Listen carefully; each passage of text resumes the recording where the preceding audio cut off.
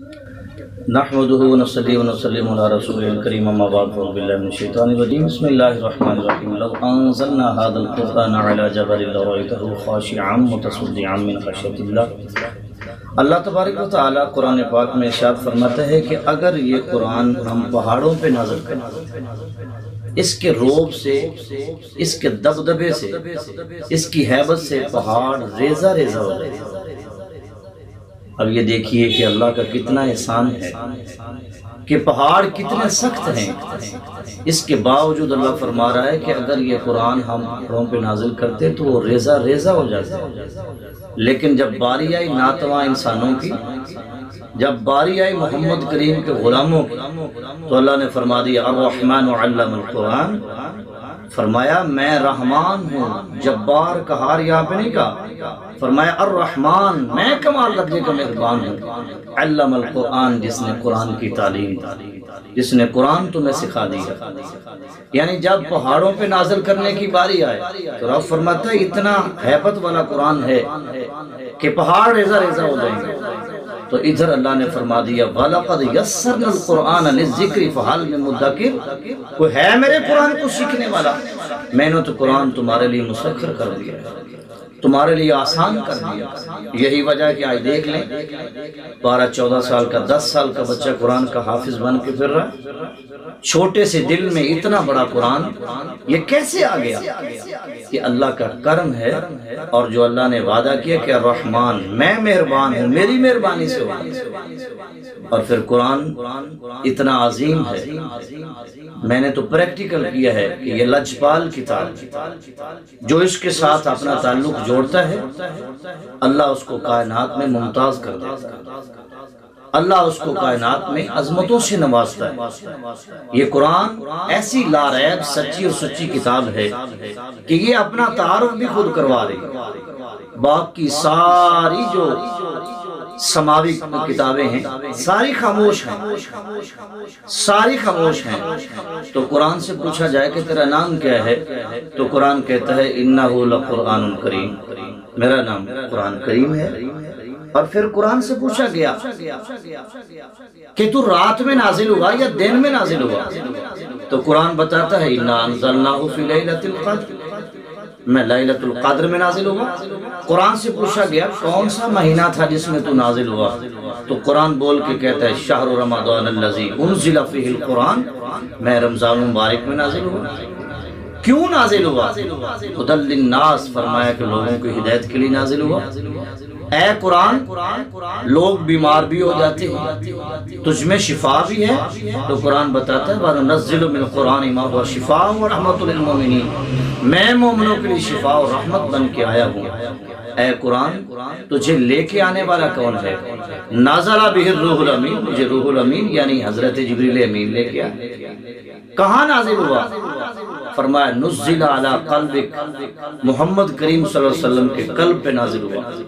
اور قرآن سے پوچھا گیا کہ اے قرآن تجھ کو پڑھنے والے سارے ہدایت پاتے ہیں، تو قرآن کہتا نہیں یضل بہ کثیرا ویہدی بہ کثیرا، بہت سارے لوگ مجھے پڑھنے کے بعد گمراہ بھی ہو جاتے ہیں، مجھے پڑھنے کے بعد ہدایت بھی پا جاتے ہیں۔ اب سوچنے والی بات ہے کہ گمراہی قرآن میں تو نہیں ہے۔ لوگ گمراہ کیوں ہوتے ہیں؟ لوگ گمراہ اس لیے ہوتے ہیں، وہ لوگ گمراہ ہوتے ہیں جن کا تعلق صاحب قرآن سے نہیں ہوتا، جن کا تعلق صاحب قرآن سے ہوتا ہے وہ ہدایت ہی پاتے ہیں۔ اور یہ قرآن ہر ایک کو سمجھ آنے والا نہیں ہے، ہر ایک کو سمجھ آنے والا نہیں ہے۔ میاں محمد بخش رحمۃ اللہ تعالی علیہ آپ فرماتے ہیں کہ شداں مداں زیراں زبراں سب شان تیری وچ آئیاں، عامہ لوکاں خبر نہ کوئی خاصا رمضہ پائیاں۔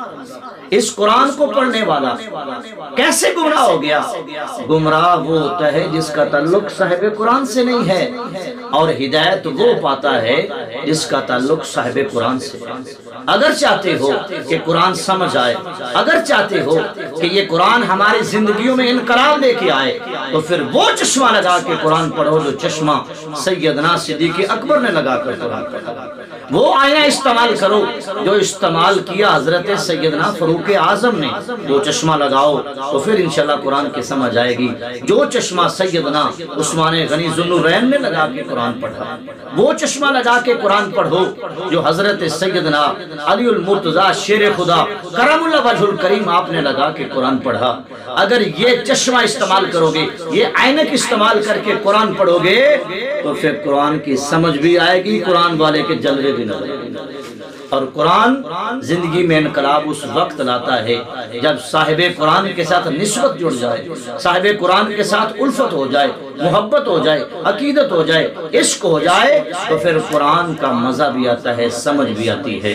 اور یاد رکھیں یہ قرآن کے 5 بنیادی حقوق ہیں ایک انسان پہ کہ اس کو اللہ کی سچی اور سچی کتاب مانا جائے، نمبر 1.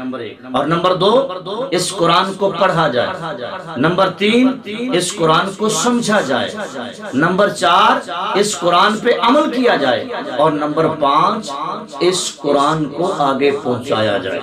بلغوا انی ولو آیا، میرے نبی نے فرمایا کہ ایک آیت کا علم بھی آپ کے پاس ہو تو لوگوں تک پہنچا دو، وہ تمہارے پاس امانت ہے. تو آج ہمیں سوچنے کی ضرورت ہے کیا یہ 5 اصول جو ہیں، یہ 5 حقوق جو قرآن کے انسان پر ہیں، کیا ہم پورے کر رہے ہیں؟ میرا خیال ہے یہ 5 پورے نہیں ہو رہے. سچی اور سچی لاریب کتاب تو ہم مانتے ہیں، پڑھتے بھی ہیں، لیکن سمجھنے میں، ترجمہ سمجھنے میں ہمارے لیے مشکلات ہیں.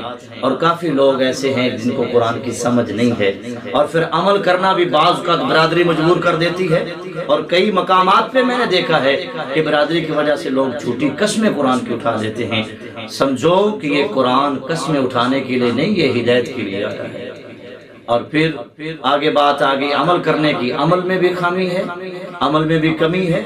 اور پھر اس کے بعد رہا مسئلہ کہ اس کو آگے پہنچانے کی جو بات ہے، پہنچانے میں بھی ہم لوگ بخیلی کر رہے ہیں. اگر کسی کے پاس علم ہے تو وہ کسی کو دے نہیں رہا کہ کہیں یہ نہ کہ یہ میرے مقابلے میں آ جائے.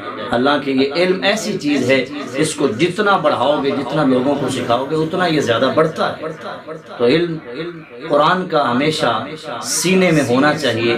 میرے نبی نے فرمایا کہ جس سینے میں قرآن نہیں ہے وہ ایک ویران گھر کی طرح ہے. اس لیے ہمیں چاہیے کہ قرآن کو سینے سے لگائیں، قرآن کو سمجھیں، قرآن کو پڑھیں، اور قرآن ہماری زندگیوں میں آ جائے. یہی وجہ ہے کہ پہلے جو مائیں تھیں وہ قرآن کی تلاوت کرتی تھیں، اس لیے ان کے بچے کوئی بابا فرید بن گیا، کوئی داتا صاحب بن گیا.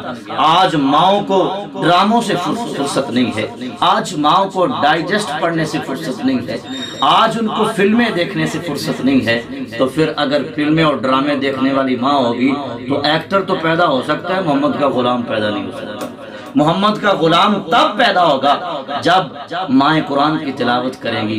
وہ مائیں تھیں کہ آٹا گونتی تو قرآن کی تلاوت، روٹی پکاتی تو قرآن کی تلاوت، سالن بناتی تو قرآن کی تلاوت، بچوں کو کھلاتی تو قرآن کی تلاوت. پھر یہی وجہ ہے بچے بھی پھر غوث اعظم پیدا ہوتے ہیں، بچے بھی داتا صاحب جیسے پیدا ہوتے ہیں، بچے بھی باعزید بستامی جیسے پیدا ہوتے ہیں، بچے بھی بابا فرید الدین جیسے پیدا ہوتے تھے. تو یاد رکھ لیں آج زمانے میں اس بات کی ضرورت ہے کہ قرآن کو پڑھا جائے، قرآن کو سمجھا جائے، قرآن پہ عمل کیا جائے، اور قرآن ہماری زندگیوں میں آ جائے. میں یہاں ایک پنجابی کا شعر آپ کی نظر کرتا ہوں کہ چڑے جے شیطانہ دے ڈھاکے نہ ہوندے، ذلیل اس دنیا تے آکے نہ ہوندے، اسی جے سوہنے دے بن جاندے نہ سر تے کدی آئے دن دھماکے نہ ہوندے. تو میں انہی لفظوں کے ساتھ اختتام کرتا ہوں کہ اللہ تعالیٰ قیامت والدن قرآن کے چاہنے والوں میں، قرآن کے دوستوں میں ہمارا شمار فرمائے. واخر دعوایا ان الحمدللہ.